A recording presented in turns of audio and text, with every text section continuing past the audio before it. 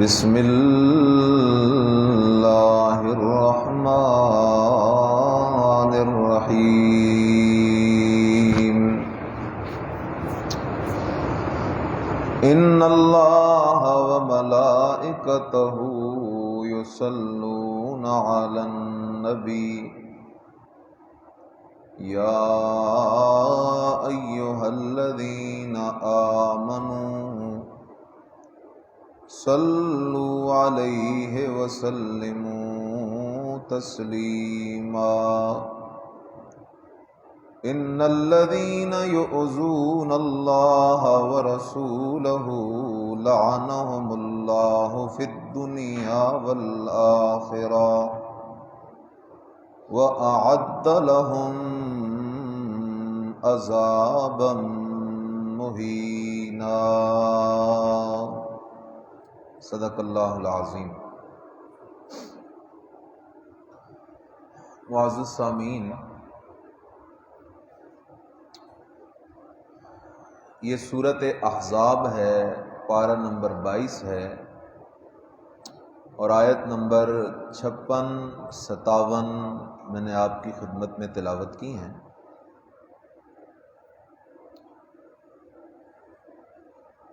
جتنی بھی عبادات ہیں،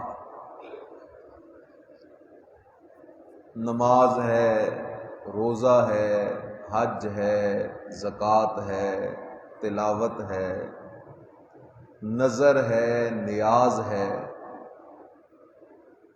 اعتکاف ہے، تراویح ہے، درود پاک پڑھنا ہے، ان ساری کی ساری عبادات کا ایک مقصد ہے، اور وہ مقصد کیا ہے؟ وہ مقصد ہے اللہ تعالی کا قرب۔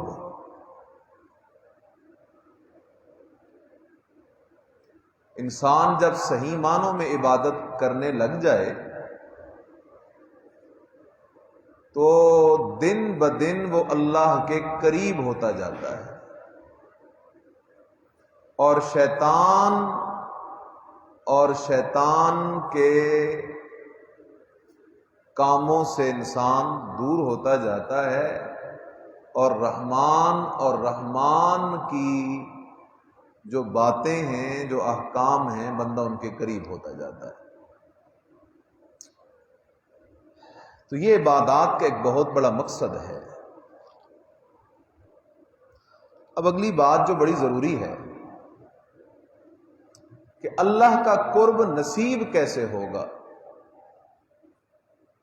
صرف عبادات اللہ کے قرب کو حاصل کرنے کے لیے کافی نہیں ہے۔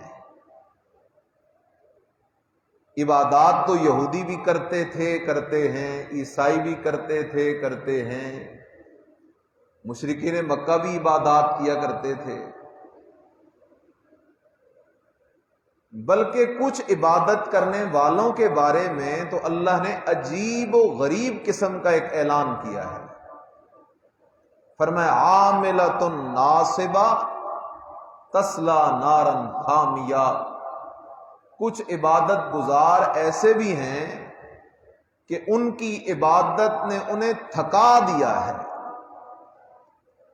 لیکن ان کی عبادت سے انہیں فائدہ کوئی نہیں ہوگا۔ تصلی نارا حامیہ، ادھر موت ہوگی، ادھر سیدھے جہنم کی آگ میں چلے جائیں۔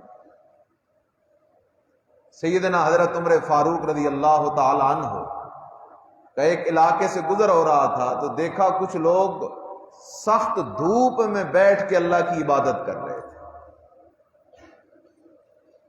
مذہباً عیسائی تھے۔ تو آپ نے فوراً یہ آیت پڑھی عاملۃ ناصبہ تصلی نارا حامیہ۔ عمل کر کر کے تھک گئے ہیں، لیکن تصلی نارا حامیہ، مرتے ہی سیدھا جہنم میں جائیں گے۔ تسقی من عین آنیہ، اور کھولتا ہوا ان کو پانی پلایا جائے گا جہنم کا۔ تو یاد کیجئے، عبادت اللہ کے قرب کا ذریعہ ہیں، لیکن عبادت اللہ کے قرب کا ذریعہ کب بنتی ہیں، ان کے لیے ایک شرط ہے۔ وہ شرط کیا ہے؟ وہ شرط یہ ہے کہ عبادت کرنے والے کا عقیدہ اللہ کی توحید والا ہو، اس کے عقیدے میں شرک کی ملاوٹ نہ ہو۔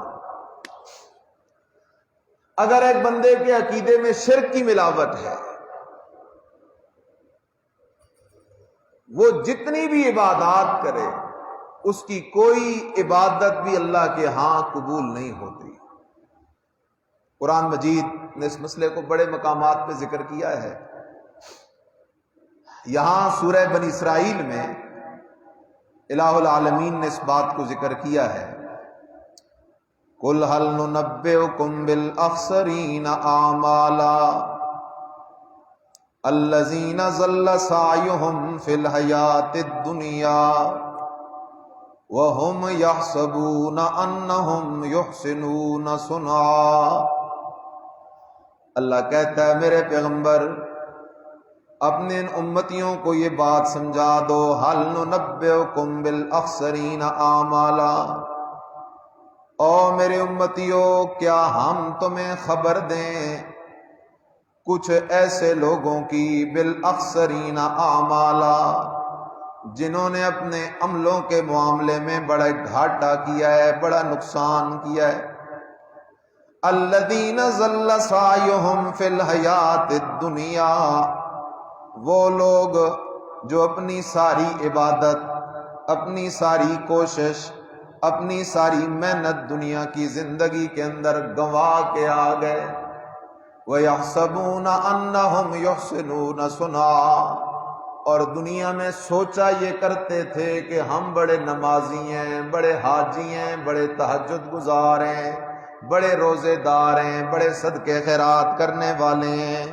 دنیا میں ان کو یہ بڑی خوش فہمی تھی، بڑا گمان تھا، لیکن ساری کی ساری یہ باتیں دنیا کے اندر ضائع کر کے آ گئے، دنیا کے اندر چھوڑ کے آ گئے۔ سبحان اللہ، ساری عبادتیں دنیا میں چھوڑ کے آ گئے۔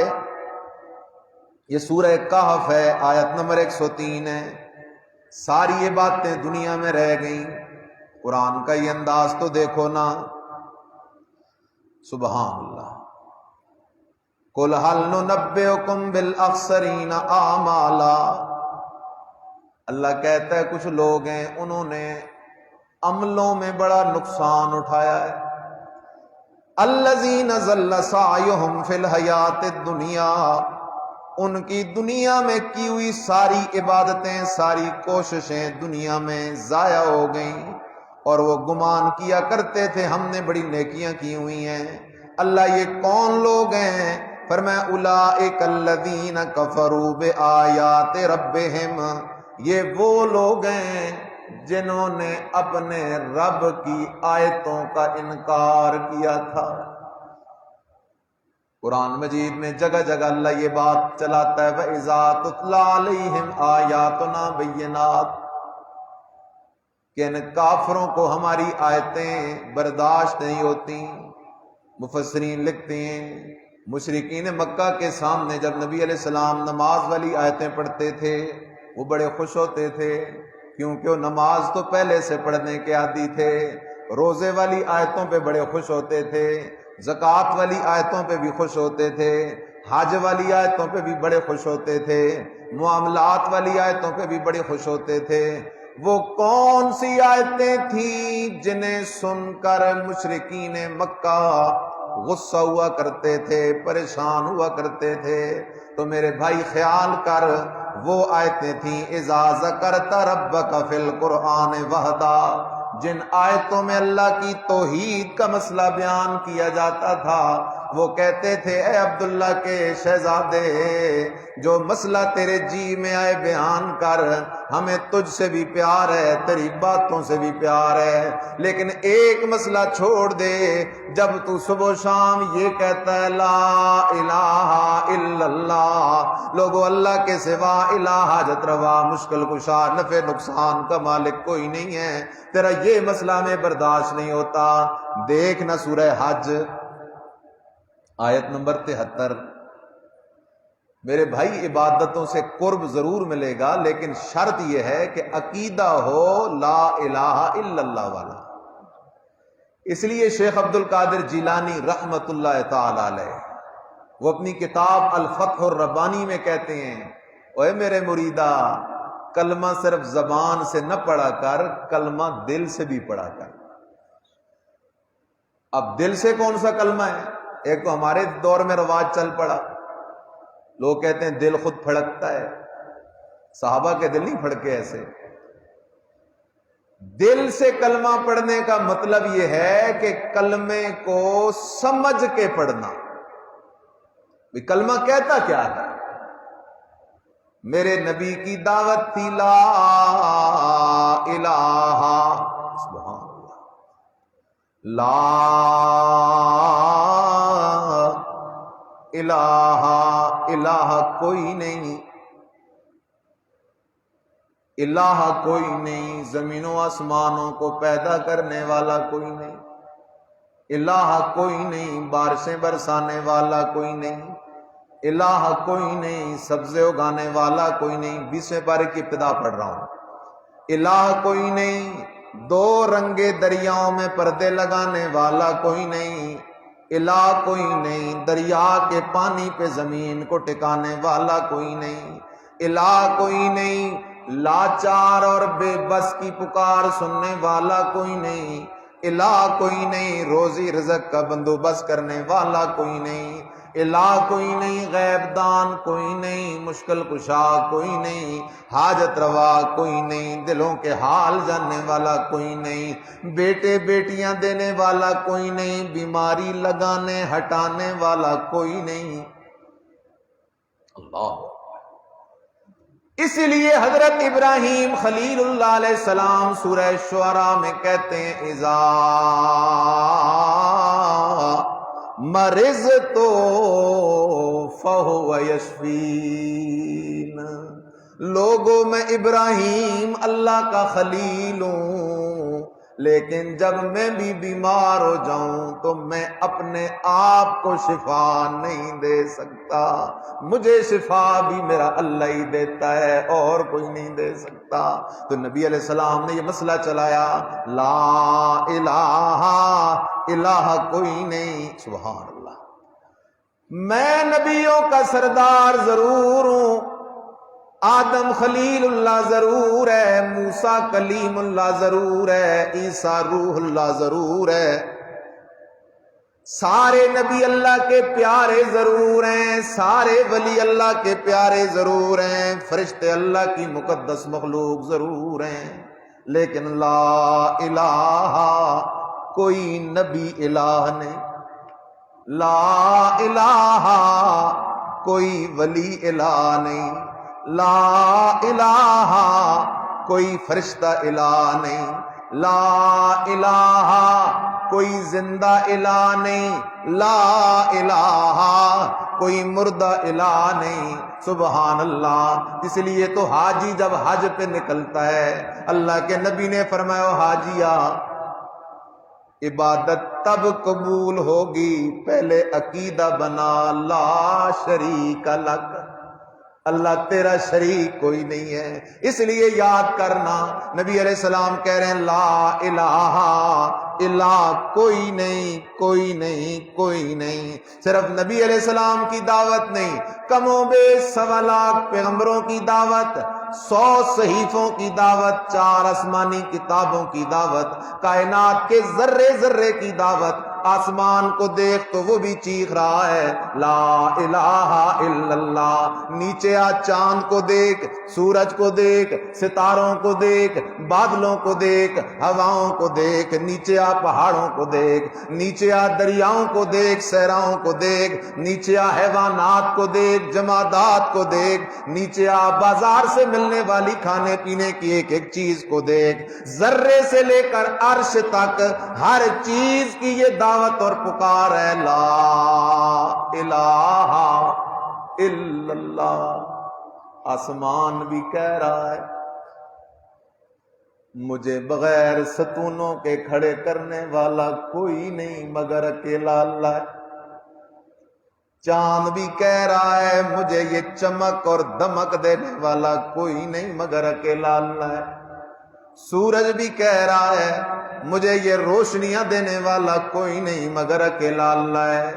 ستارے بھی کہہ رہے ہیں ہمارے یہ جھرمٹ بنانے والا کوئی نہیں مگر اکیلا اللہ ہے۔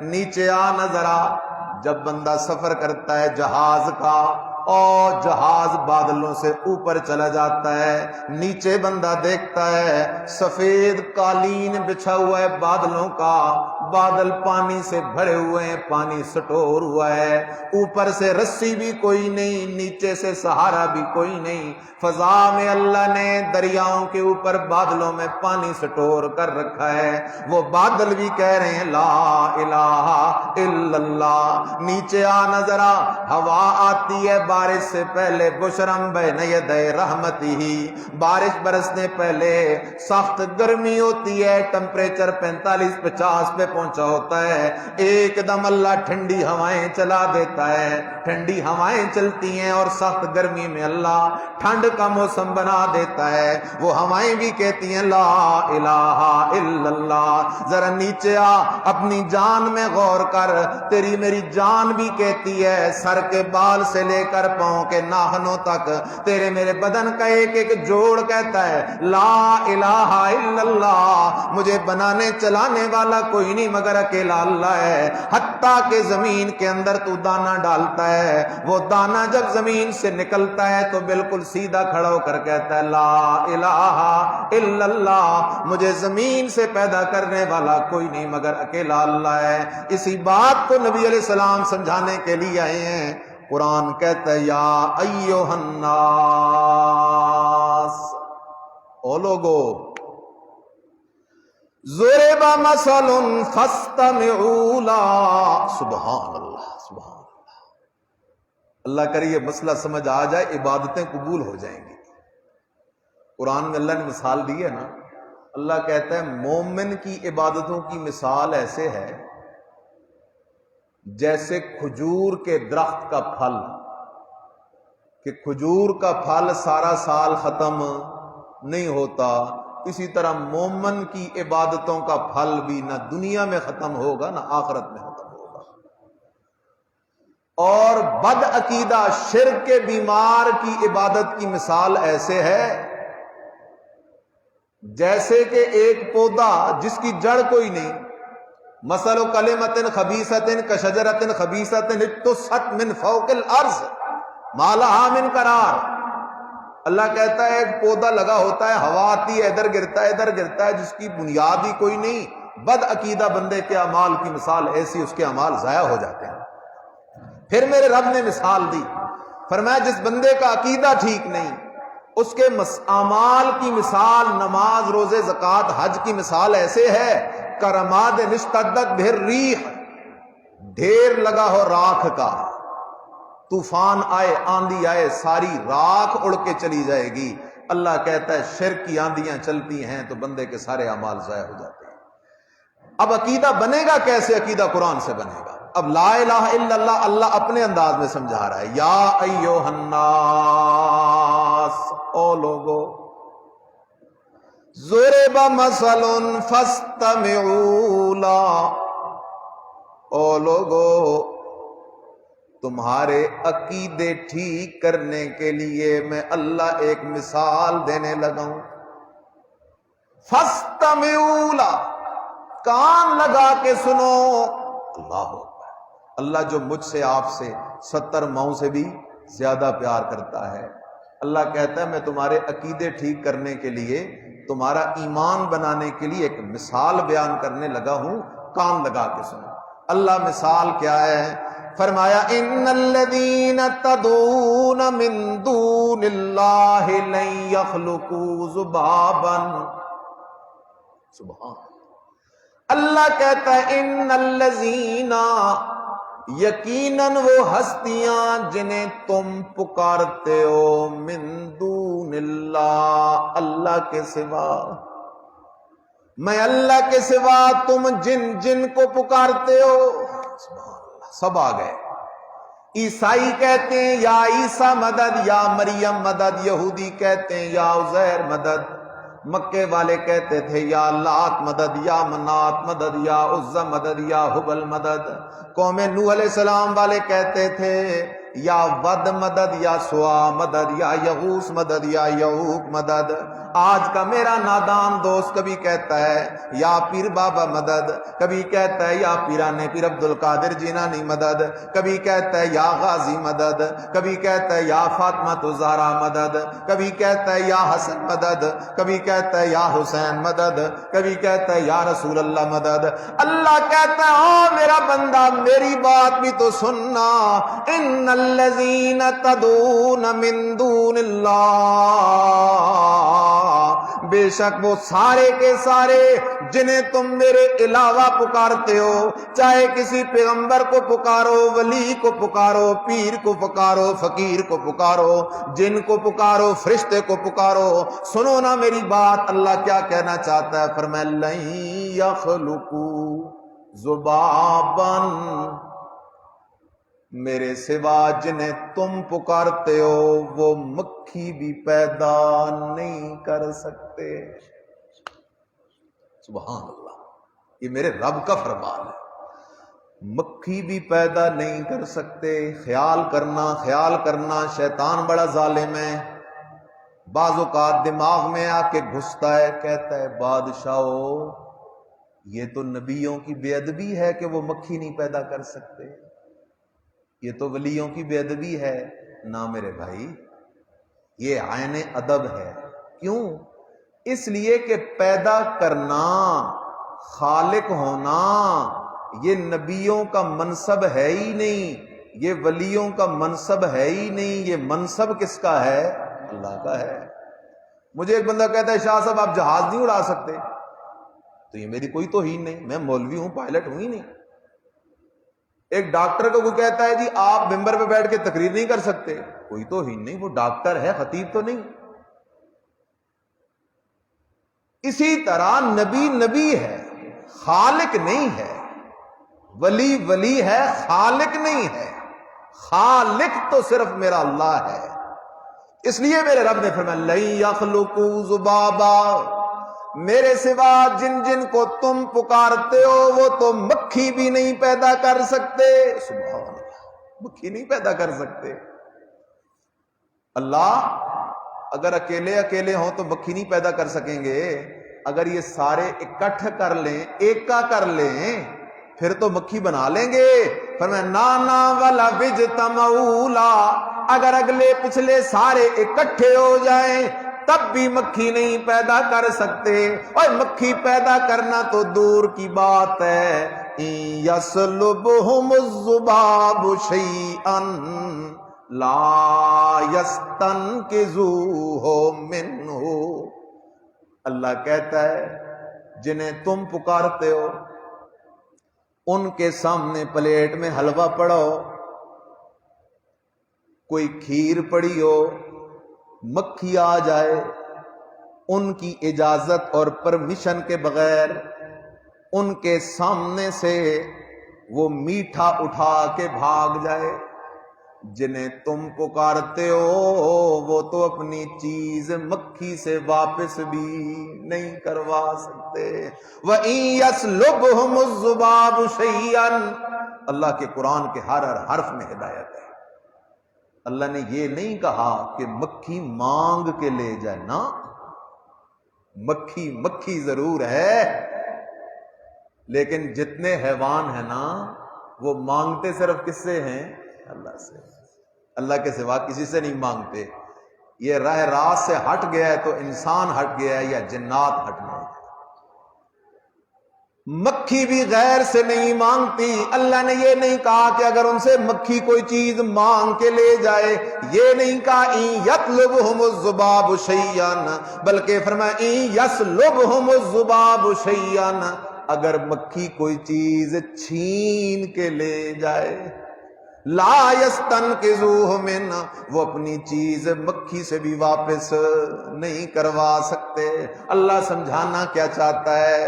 اوے جنہیں تم پوج رہے ہو، پکار رہے ہو، ان کا حکم تو مکھی پہ بھی نہیں چلتا. مکھی پہ بھی حکم صرف میرا چلتا ہے. آخری جملہ کہنے لگا ہوں، دو بندے آ رہے ہیں، ایک ریاست سے گزر ہونے لگا، اس ریاست کا جو بادشاہ تھا وہ بت پرست تھا، کافر تھا، اور اس نے قانون بنایا ہوا تھا کہ ہر گزرنے والا مسافر جو ہوگا ہمارے بتوں کے نام پہ کوئی نظر نیاز دے کے جائے گا، اس کے بغیر کوئی نہیں گزر سکتا۔ یہ دو مسلمان تھے پہلے مذاہب کے، اس بستی میں پہنچے، پکڑ لیے گئے، بادشاہ کے سامنے پیش کیے گئے۔ بادشاہ نے کہا ہمارے بتوں کے نام پہ کوئی نظر نیاز دے جاؤ، چلے جاؤ۔ کہنے لگے بادشاہ ہم تو مسافر ہیں، ہمارے پاس تو تیرے بتوں کے نام پہ دینے کے لیے کوئی نہیں۔ بادشاہ کہنے لگا قرب ولو ذبابا، اور مسافرہ اگر اور کچھ تمہارے پاس نہیں ہے تو چلو اس طرح کرو، ایک ایک مکھی پکڑو اور مکھی مار کے ہمارے بت کے نام پہ پھینک کے چلے جاؤ۔ ایک ان میں سے جو تھا اس کا عقیدہ بنا ہوا تھا، اور دوسرا تھا تو نمازی، تھا تو حاجی، تھا تو روزے دار، لیکن عقیدہ نہیں بنا ہوا تھا۔ جس کا عقیدہ بنا ہوا تھا اس نے کہا او بادشاہ، اس مکھی کو پیدا کرنے والا اکیلا اللہ ہے، اس مکھی کا یہ سارا پروگرام بنانے والا اکیلا اللہ ہے، اس مکھی کو اڑنے کے لیے پر دینے والا اکیلا اللہ ہے، لہذا ہو نہیں سکتا کہ میں مکھی اس بت کے نام پہ دے دوں۔ یہ تو عدل و انصاف کے بھی خلاف ہے، یہ تو امانت و دیانت کے بھی خلاف ہے۔ جب مکھی پیدا کرنے والا اللہ ہے تو یہ مکھی قربان بھی اللہ ہی کے نام پہ ہو سکتی ہے، کسی اور کے نام پہ نہیں ہو سکتی۔ بادشاہ کہنے لگا میں تیری جان لے لوں گا۔ وہ کہنے لگا جان تو ویسے بھی جانی ہے، جان تو ویسے بھی جانی ہے، تو جان تو لے سکتا ہے، میرا ایمان نہیں لے سکتا۔ بادشاہ نے حکم کیا، اس کا سر قلم کر دیا گیا۔ دوسرا جو تھا اس کا عقیدہ بنا ہوا نہیں تھا، اس نے کیا کیا، مکھی پکڑ لی، مکھی پکڑ کے مار کے بت کے نام پہ دے دی، پیچھے ہٹا، رستہ چھوڑ دیا گیا، وہ گھر واپس آ گیا۔ نبی علیہ السلام نے فرمایا ایک مکھی بت کے نام پہ دے کے جہنم چلا گیا، اور دوسرے نے مکھی تو بت کے نام پہ نہ دی، جان قربان کر دی، وہ شہید ہو کے سیدھا جنت چلا گیا ہے۔ اس لیے بنیاد یاد رکھو میرے بھائی، عقیدہ بنیاد ہے۔ یہ مسجد بنی ہے، چلو یہ تو پرانی عمارت ہے، آج کل ہمارے کرنول میں، اسلام آباد میں لوگ بڑے بڑے پلازے بناتے ہیں اور نیچے سریے کا پورا جال بچھاتے ہیں۔ پہلے انجینئر پوچھتا ہے 10 بلڈنگیں بناؤ گی، اوپر 10 15 20 30، اس کے حساب سے نیچے وہ بنیاد کو مضبوط کرتا ہے، کیونکہ اگر بنیاد مضبوط ہوگی تو بلڈنگ دیر پا ہوگی۔ تو میرے عزیز، نماز، روزہ، حج، زکوٰۃ، جتنی عبادات ہیں یہ ساری منزلیں ہیں، اور ان سب کی بنیاد ہے لا الہ الا اللہ محمد الرسول اللہ۔ عقیدہ ہے۔ آیت میں نے پڑھی تھی درود شریف کے متعلقہ کہ درود شریف کہتے کسے ہیں، درود شریف کے فضائل کیا ہیں، درود کے مسائل کیا ہیں، لیکن تمہید میں بات گزر گئی۔ آئندہ ہفتے کے درس میں انشاءاللہ درود شریف کے متعلقہ مباحث ذکر کروں گا۔ آخر دعوانا الحمدللہ رب العالمین۔